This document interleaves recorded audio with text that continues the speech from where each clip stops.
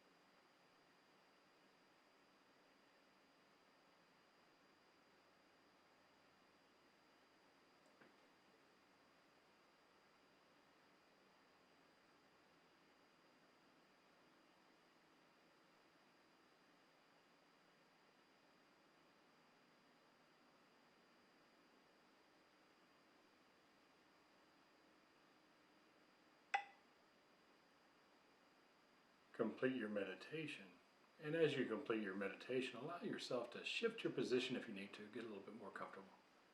But remain in a place of quiet receptivity, a place of thinking tranquility, a place I call the eye of the storm, a quiet place of knowing within your awareness, where any and all chaos outside of you is at arm's length, and any chaos and distraction within you is quiet and calm.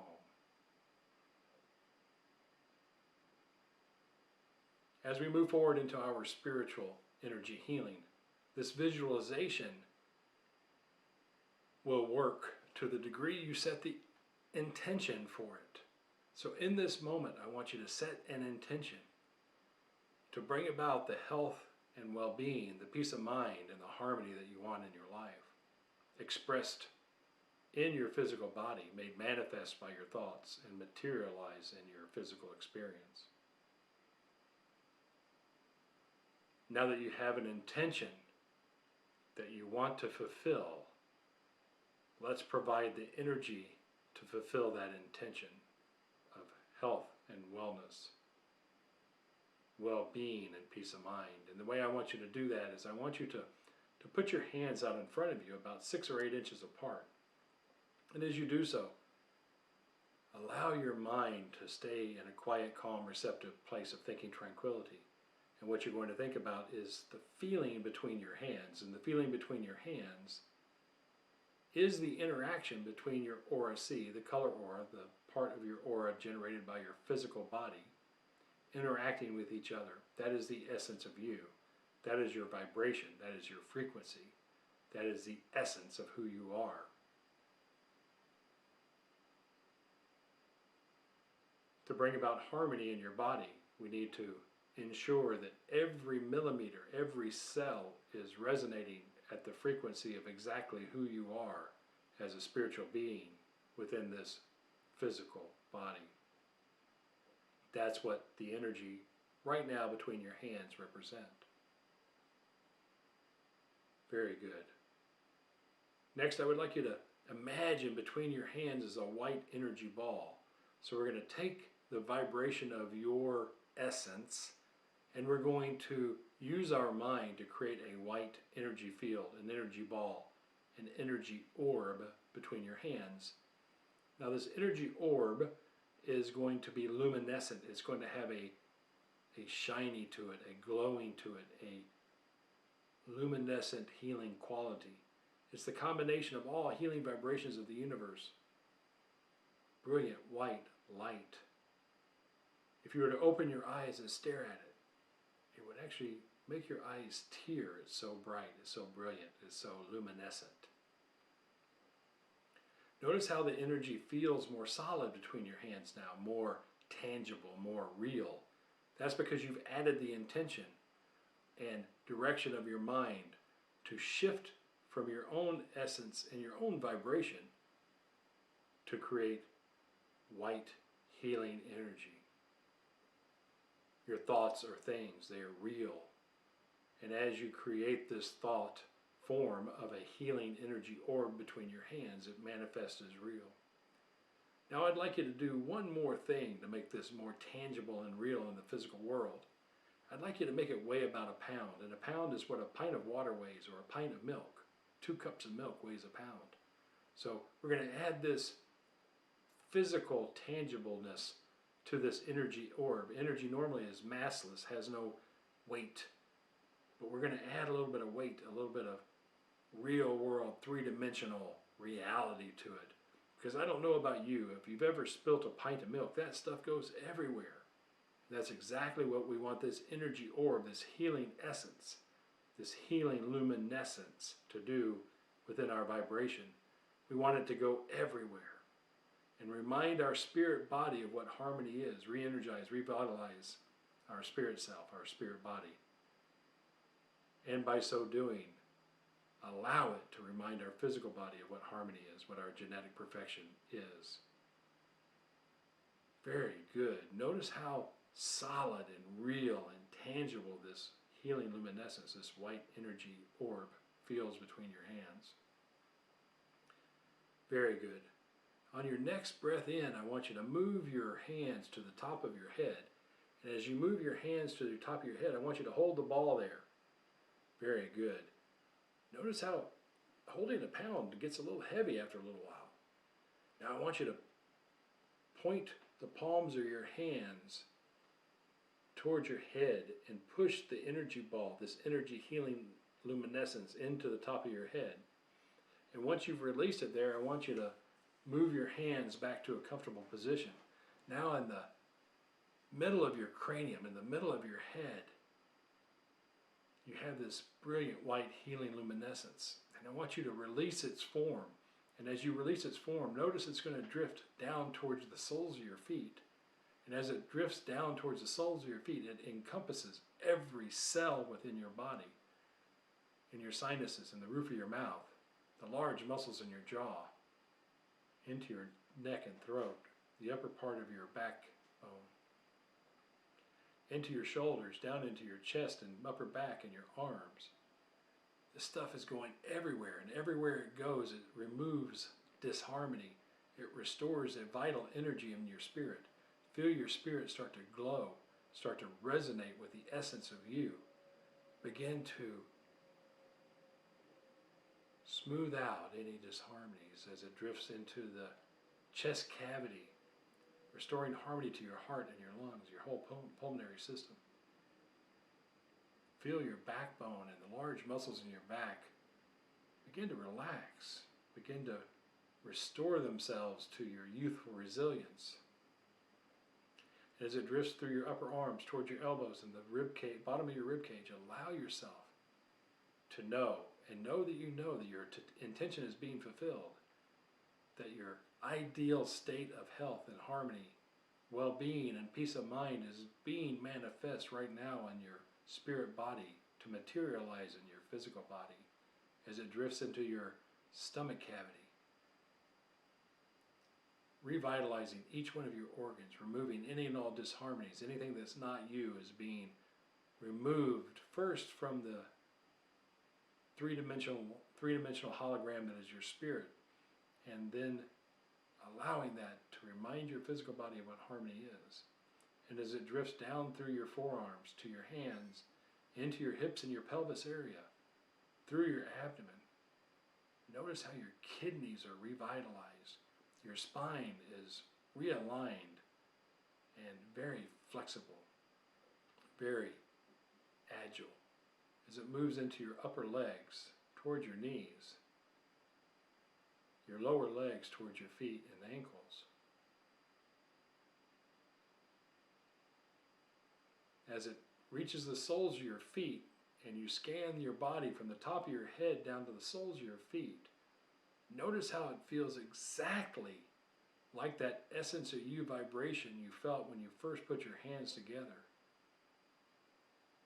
And allow yourself to breathe, and as you breathe, scan your body from the top of your head to the soles of your feet. Notice if there's any place you'd like to give a little extra love, a little extra TLC, a little extra energy boost.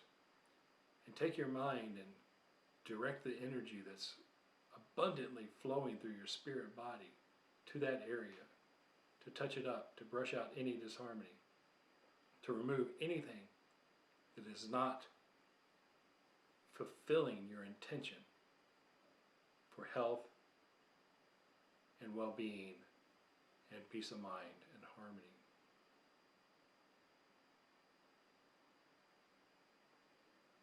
And allow yourself to take a couple of breaths in this place of heaven on earth created by your mind here and now, by directing the white healing luminescence of spiritual energy through your spiritual body, revitalizing it, recharging it, restoring it to its original genetic perfection.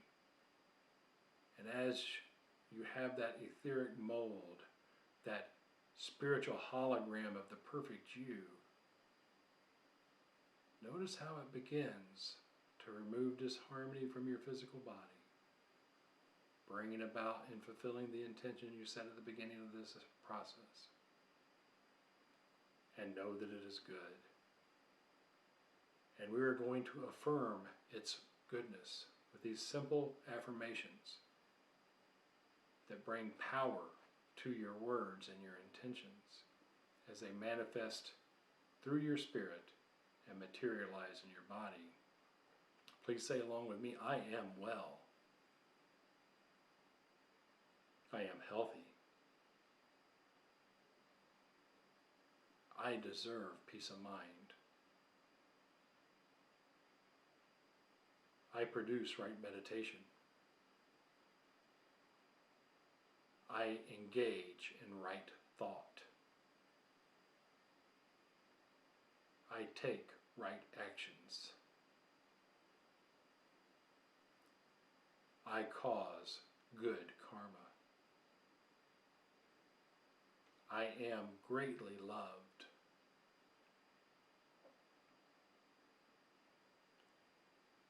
And together we say, and so it is. And as you begin to make your way back to the present here and now and re-engage your physical senses, open your eyes when you're ready. When you're ready, shift your position, allow yourself to know that it is good, that it is well. And take a deep breath, get yourself comfy. All right. So that was our stillness meditation, followed by our spiritual energy guided visualization. And as we move forward, I want to let you know that if you have a question for me about the church or me or kind of anything that you are unclear about, you're welcome to ask that in just a minute. So get ready to ask.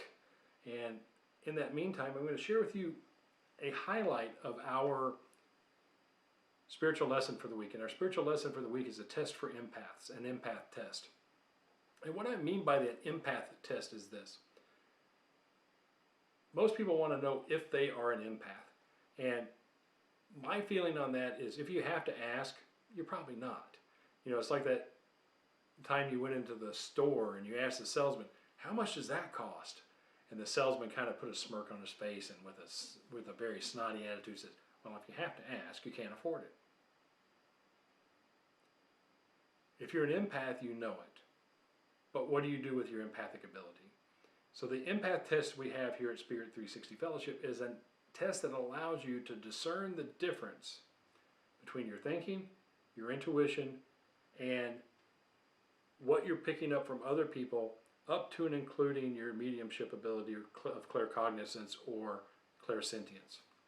It's a simple test. It's immediately verifiable. The better you get at the verifiable results, the more accurately you will be able to separate your thoughts, which are in your subconscious, which beget your thinking, which causes you to trigger fear and worry about what you pick up, allow you to differentiate between your thinking and your thoughts and your intuition, and then be able to really know what to do with these feelings or these emotions and these experiences that you perceive. The best definition I've had for an empath is someone who inherently knows that someone around them is in a mood. They're not telling the truth. They're a little bit happy or a little bit sad. They're holding something back. And you know that. The problem is most of the time we are not properly trained on how to interpret what we know. And in the lack of skill, we interpret wrongly, thinking it's about us, when most of the time it's not about us at all. So that's what our spiritual lesson today covers. It's on YouTube. There should be a link in the description below this live stream, and it should have gone out in the email if you're on our mailing list. So that's the empath test. The announcements for the week are very simple. It's first Wednesday on Wednesday, October the 7th. And what that means is we have our first Wednesday Messages Circle. We offer that twice, one at 4:30 p.m. Pacific Time and one at 7:30 p.m. Pacific Time. You're welcome to join one or both. We do request a $10 donation, but it is a real donation.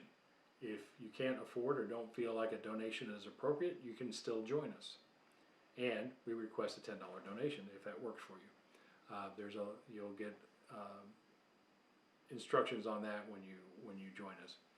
So that's the messages circle. What's the difference between a messages circle and our messages service today is this.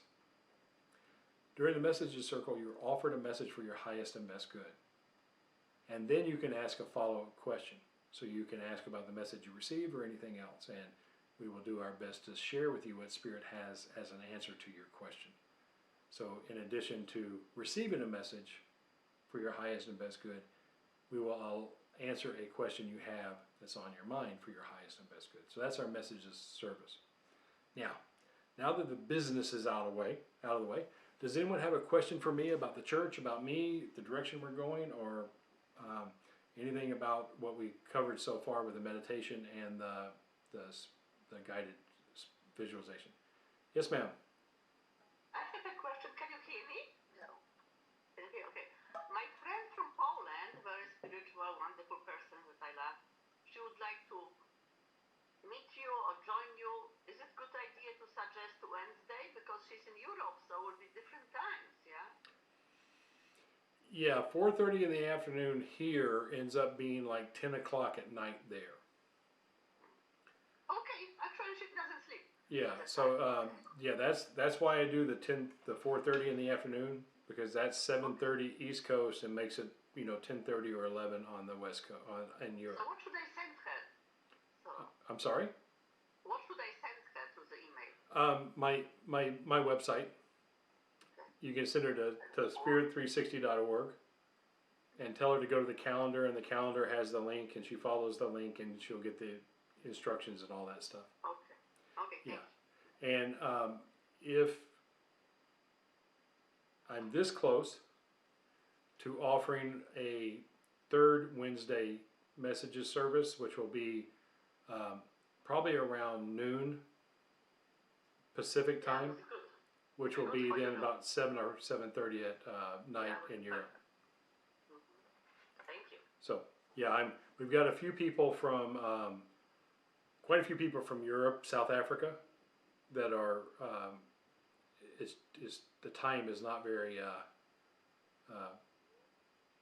good, but I think if I divide it, it should work out okay.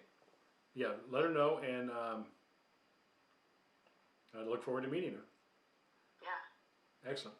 Anyone else have a question for me about the church, about me, or about logistics? I do. Yes, sir. About our self-healing that we just went through. Aren't we actually recycling this energy? Because we start out with our aura C forming a ball from what we already have, and then putting it back through our body, and without any other, seemingly no other outside source. So when we start and we reference our own vibration, the outside source comes the moment your mind changes that to white. So if you're not doing anything to manipulate the energy, you're accurate. You're just perceiving the vibration of what's happening between your hands. But the moment we turn it to white, your mind creates a thought form to change it to white, and that's where you start to direct the energy through your mind that we use for the healing. So what's the outside source?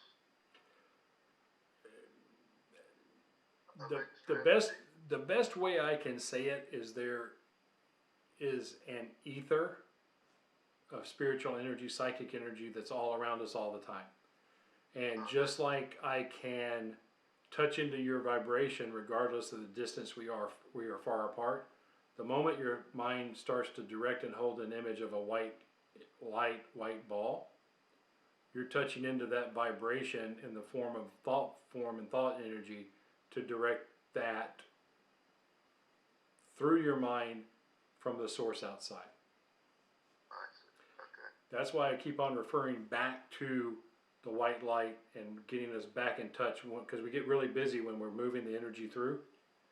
And I'll say this white healing luminescence, and I'll bring it back into getting you back into the really directing the whiteness of the energy through when you're in the middle of the healing. Yeah, good question. Some of these things I haven't thought about in so long that I have to get grounded in them again. So excellent. Anyone else have a question for me? I have a question about healing also. So if we sometimes ask you to send us special healing energy, is it required that we do our healing ourselves the same day or next day?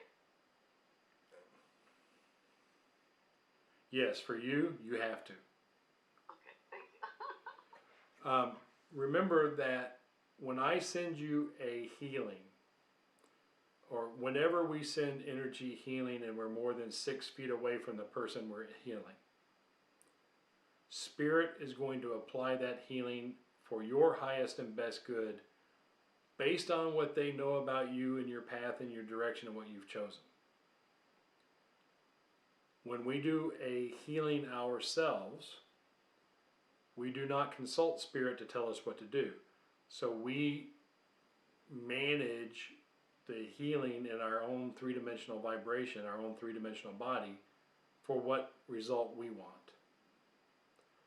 And the best way I could describe that is, let's say today I've got a sore elbow. I did something stupid and my elbow's sore. And I ask you to send me an absence healing. But Spirit knows I'm getting ready to get a cold because I did something silly, and so Spirit may send the energy to correct my cold and not my elbow. So tomorrow I wake up and I may not have the cold, but I still have a sore elbow. And I want to make sure that my healing of myself, I work on the elbow. And then any other healing comes in from my highest and best good, based on what Spirit knows, not what I think. Very interesting. Yeah. The other aspect of it, sometimes, especially when you're dealing with elder care issues and people that are approaching end of life, sometimes the energy is used to help them make the transition away from life if that's for their highest and best good. So even though it's a healing and we want them to be better, sometimes that better is helping them transition. And that is, for most people, they would feel that is not the outcome that they would ever think they would want to do. But remember, Spirit, we trust Spirit, and we trust them to know what's right. So that's why at the end we do what? We bless ourselves and we let the energy go for whatever purpose they're going to use it on. Very good, thank you. Anyone else have a quick question before we move on? Going once, going twice. All right, so now it is time for our absence healing. Now, absence healing is distinct from prayer. Prayer is a positive thought, a positive energy that is sent out. The problem with prayer is prayer alone doesn't work. And that may ruffle some feathers, but here's my argument for that. If prayer alone, if my prayer could heal the world, or anyone I know in my world, there would be no illness, there would be no sickness, there would be no death. Prayer would fix all that because there are a lot of people who pray all the time. Absence healing takes a different approach. Absence healing sends a specific healing energy to a very specific person for their highest and best good. So the difference is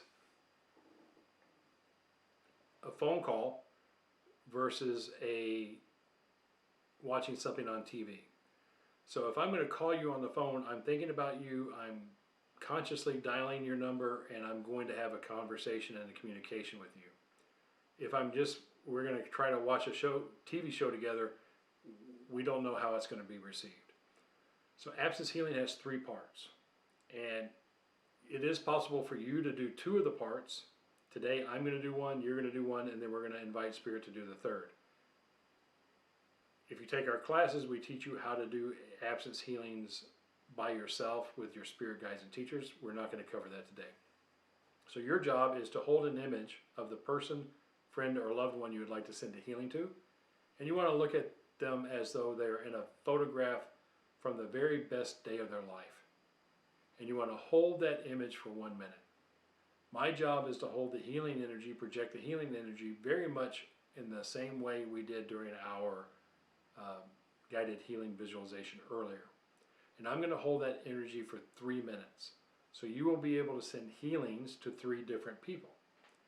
And in an opening prayer, I'm going to request our spirit guides and teachers to take the energy I project and send it to the people you image for their highest and best good. Now I'm going to make the request of spirit in an opening prayer. Then you will hear 3 bells go off.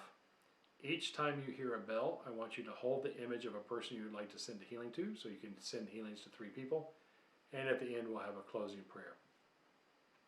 So you can get yourself comfortable, and I invite our spirit guides and teachers to take these healing energies as projected and send them to those imaged for their highest and best good, that they may experience health, harmony, complete peace of mind, and well-being. Begin at the bell.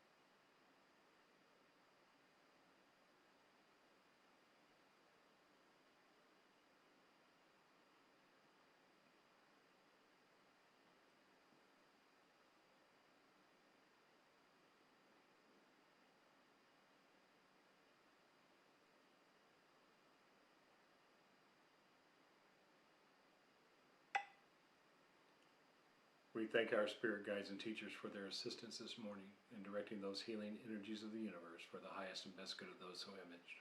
Amen. Alrighty, so that's our absence healing service. Thank you for your participation and sending that healing love and harmony to your friends and loved ones. We will now be doing our messages service. Now, I am a clairvoyant, clairaudient trance medium, which means I quiet my mind and communicate with spirit guides and teachers. During our messages service, I will offer each of you a message from spirit. And the way I'm going to do it is from left to right on my screen. So if I don't know what you see on your screen, but I know what I see on my screen. No, actually, I'm sorry. I'm going to offer our first timer, Jamila, the first message. Sorry. So, a couple things about messages.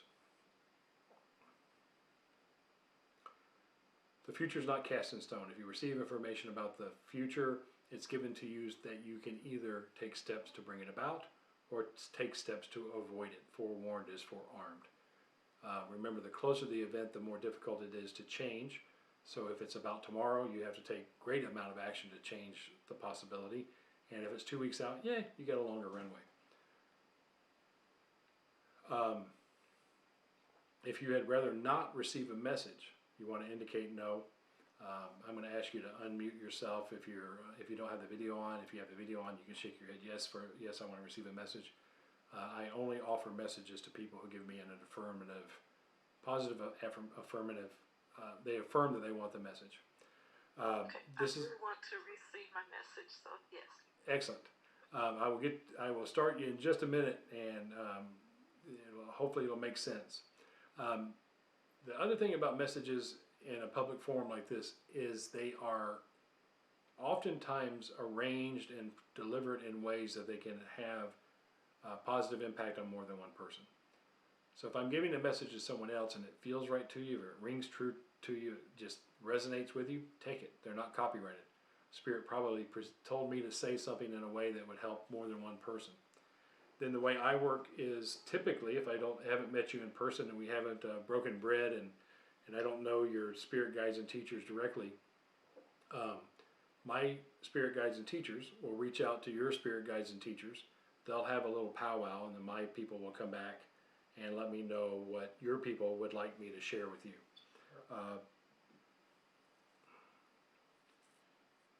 Okay, I think I just realized I've got something that's not plugged in properly, and it looks like I've got enough juice.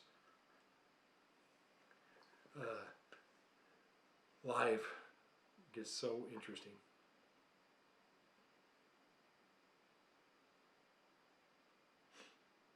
So the people I work with, I will be very diligent in letting you know with whom I'm working. And if I decide to give an editorial comment, I'll let you know this is my opinion, this is my intuition, this is what I'm sharing.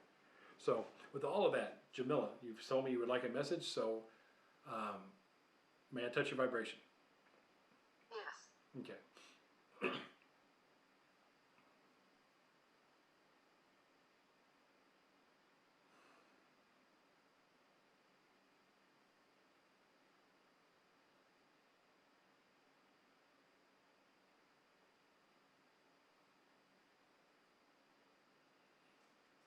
All right, this message is from my teacher, Nathan, on my left-hand side. And Nathan is a Caucasian male. He wears a black suit, white shirt, black tie.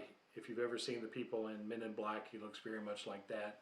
He is a companion guide to me, as well as works with me in most of my healing work. And he is showing me a thumb. I'm assuming it's your thumb. And it is starting to get swollen and festered. It's like there's a splinter in there, and the splinter was removed, but there's a little wee bit of the splinter still kind of deep in there, and it's becoming bothersome, and it's kind of hurting, and every time you reach for something, you touch it the wrong way, and it just kind of bothers you. And you were hoping that this splinter and this thing would go away, and it's just not going away. Now, what's interesting on this, it seemed like everyone has an opinion on how to get rid of this splinter. And, one person says, well, do this, and one person says, do that, and one person says, do this, and to get it to go away. The thing is, you know exactly how to get this splinter to go away.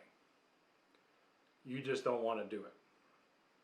And it's not that you're afraid of the pain, it's not that you're afraid of anything else, you just don't know whether or not you really want to lose this experience. Now, this is not a direct message about you having a splinter in your thumb. This is about a situation or a circumstance with another person around you that is becoming a little bit bothersome, a little bit uncomfortable. And you know exactly what you need to do about it, and you just haven't made up your mind to do it. And everyone has an opinion about what you should do, but you really do know. And you know that you know, you just don't like what you know. And until you decide that it's right and the timing's right for you, everything will be okay. I'm not seeing that this getting so festered it's not going to cause blood poisoning or anything like that. But until you make up your mind exactly that the timing's right to deal with it, you'll just have to deal with the discomfort. But I'm not seeing anything really major happening other than the discomfort. And I think the biggest part of the discomfort is the fact that you're about ready to do something, and you don't know what it'll be like after you do it. But the message is, when you're ready, you'll do it. You'll make out okay, just like you have many, many times before, and you'll start to get used to life without bumping your thumb and hurting it all the time. And I bless you and leave you that. Thank you. That makes a lot of sense. And I know exactly where you're coming from. Excellent. I'm glad it makes sense, because most of the time I have no idea what the heck I'm talking about. I mean, I know what I'm saying, but I don't know what I'm referring to. So I'm glad it worked. I'll bless you and I'll leave you that. And I hope you join us again. And if you have any questions or concerns, you can shoot me an email. Okay, thank you. You're welcome. Take good care. And Claire, would you like a message? Yes, please. Okay.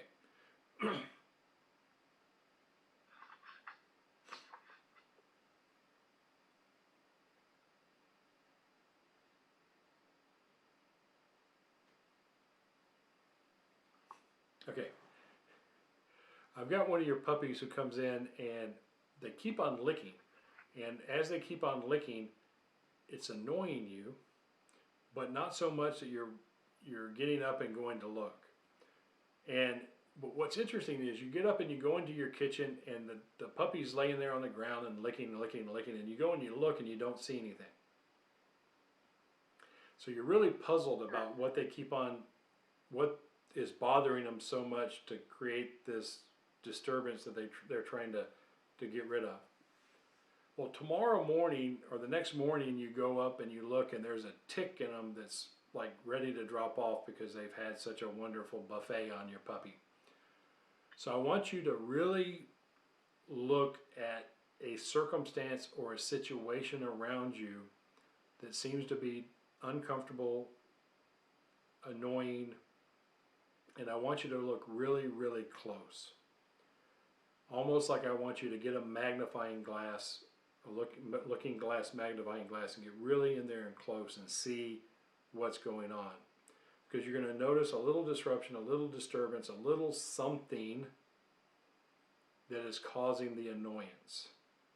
Now, the thing is, with your puppy, that's pretty easy. Your puppy likes the attention, will roll on its back and let you look at the area and get a good look. The person who you're having this situation with isn't going to roll on their tummy or roll on their back and let you look at their tummy. So in this case, this is coming from Tao Chuan Ling, what Tao Chuan Ling is recommending is that you really look at the last 10 days and take a mental tour through the last 10 days in a journal, right? Take one page in your journal and kind of do some forensic life examination about everything that's happened in the last 10 days. And sleep on it. So do that today, then sleep on it, and tomorrow morning read over it again. And as you read over it again, read on it, read between the lines of what you've written,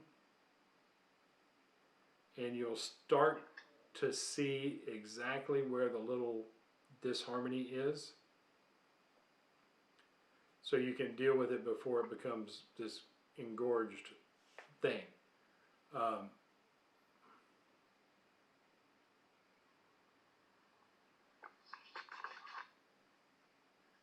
And it's a matter of perception more than reality. And within a few words or a few conscious remarks, you will be able to,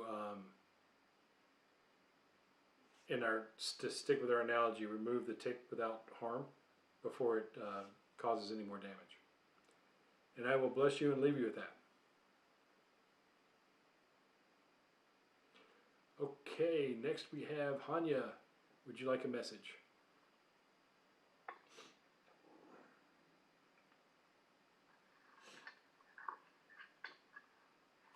Okay. Oy vey. Now this one's funny. I've got you laying in bed in the morning and you've got a craving. And the craving is for one of those cabbage dishes you really like. And you're just going to have to make this thing because the craving's not going away. You think about something else and it comes back. But when you go out to buy the ingredients, the craving has you want to buy like a 30-pound bag of of cabbage. So like 10 heads of cabbage. And you only need one. But the craving is so strong, you think you need to buy this big batch of cabbage and you're going to make like a year's supply at once and put it all in the freezer. Well, Tao Chuan Ling is reminding you that there's a difference between the craving with what you want and the fear and the worry that you will not be able to get it. And he really wants you to look closely at what has you want to buy 30 pounds of cabbage when you want one bowl of cabbage soup. There is a sense of scarcity, a sense of fear, a sense of missing out, a sense of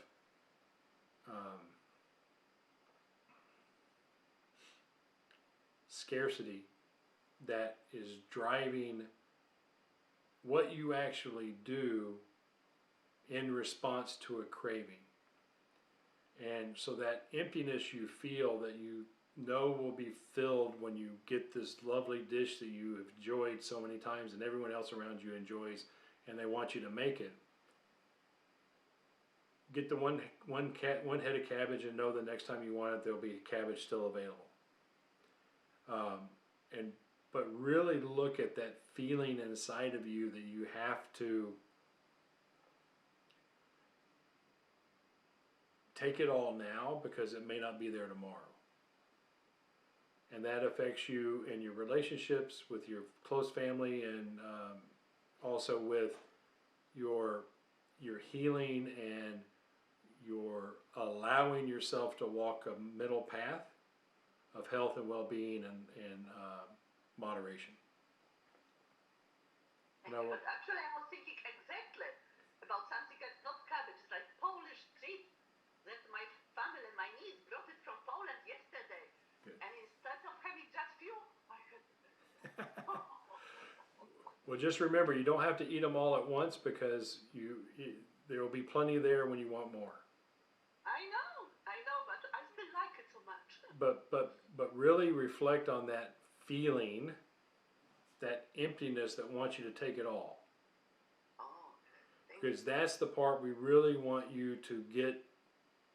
So remember, a thought is a thing and it got planted there a long, long time ago, most likely unconsciously. And then that thought starts to produce thinking. And the thinking is what causes the urges, the craving, the behavior to go buy 30 heads of cabbage instead of one.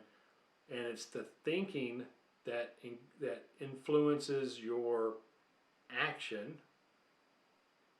And if you never get down to the core root thought, if you never pull the weed out by the roots, it's always going to be there.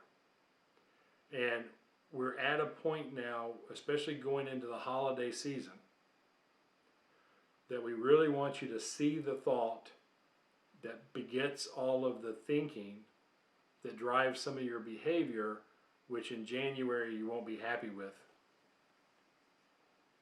And I will bless you and leave you with that. Very good, thank you. You're welcome. And Albert, would you like a message? Yes, please.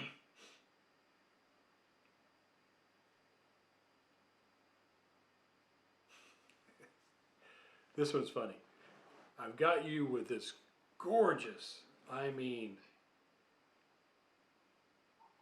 it probably weighs about 12 pounds, and it's a whetstone.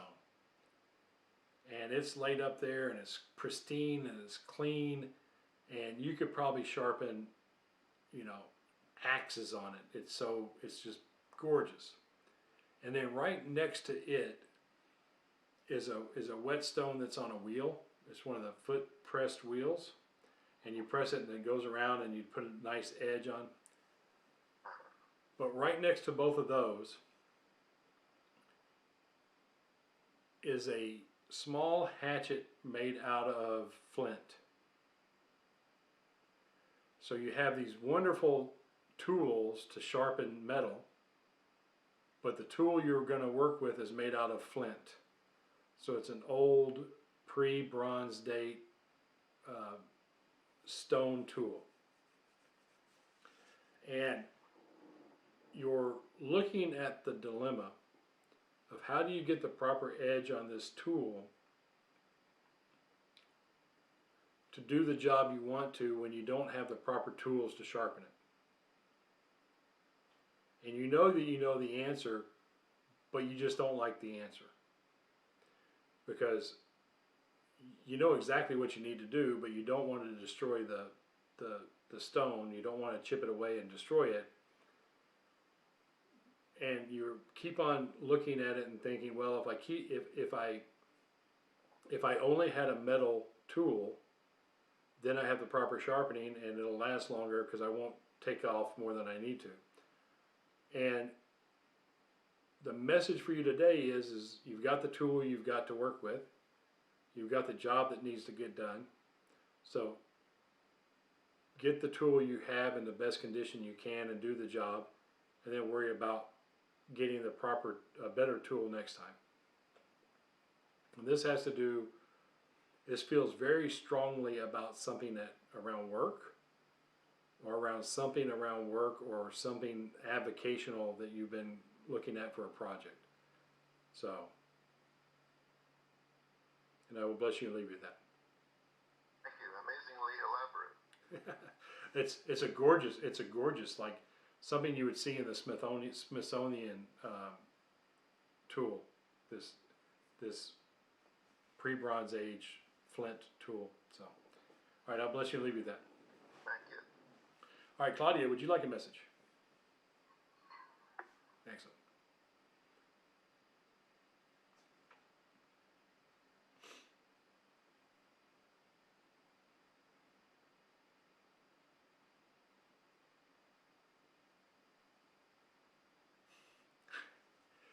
I've got you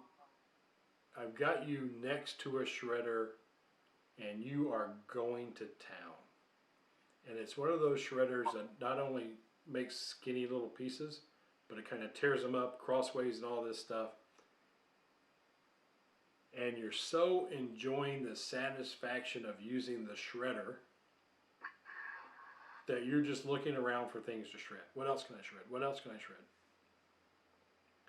But all of a sudden you have a thought, oh crap, I hope I didn't shred that. And action stops,